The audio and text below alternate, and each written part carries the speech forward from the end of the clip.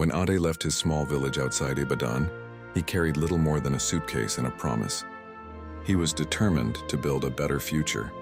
Years later, after long shifts driving delivery trucks in London, he finally saved enough to bring his wife, Sade, to join him. He remembered the day he called her. "Our struggle is over," he said proudly. "Come and start a new life with me."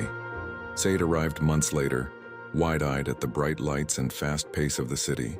Ade rented a bigger apartment, bought new furniture, and handed her access to the savings account he had built through years of sacrifice. At first, everything seemed fine. Ade worked long hours, trusting that his wife was adjusting to her new environment. She often said she was attending community classes or meeting new friends. Ade was happy she was settling in. But slowly, changes began to surface. Money started disappearing from their joint account. When Ade asked about it, Sade brushed him off. "I'm managing the house," she replied sharply. "Things are expensive here." One evening, Ade came home early after his shift was cut short. As he approached the apartment building, he saw Sade standing outside with a man he had never seen before. They were laughing closely. Ade's heart tightened. He stayed quiet and went upstairs. Later that night, he confronted her gently. "Who was the man outside?" She stared at him coldly. "That's none of your concern." Days later, Ada received a shocking notification from the bank. Their entire savings had been transferred out. Panicked, he rushed home. "What happened to our money?" he asked. Sade didn't deny it. Instead, she calmly packed a suitcase. "I'm leaving," she said. "I found someone else. We're starting our own life." Ade felt the room spin. "You used our savings? The money I worked years for?" She shrugged. "I contributed too." When Ade protested, his voice raised in desperation, Sade suddenly slapped him across the face. Before he could process what was happening, she grabbed her phone and dialed the police. When officers arrived, Sade accused Ade of threatening and attempting to assault her.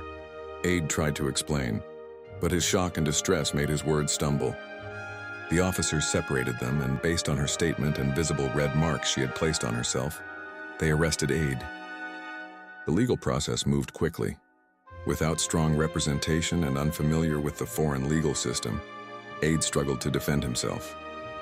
His wife's accusations painted him as violent and controlling.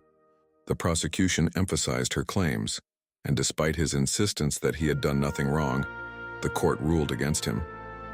He was sentenced to life imprisonment. Years passed behind cold prison walls. Ade often replayed the day he made that phone call to bring his wife abroad. He thought about trust, about sacrifice, about how easily a person's world could collapse. But the story did not end there. A decade later, new evidence surfaced. Sade's former boyfriend, after a falling out with her, revealed messages and financial records that exposed the scheme. It became clear that the accusations against Ade had been fabricated to remove him from the picture completely.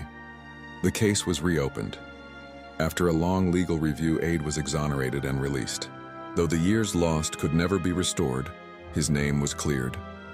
Standing outside the prison gates, breathing free air again, Ade understood something deeply. Trust must be paired with wisdom.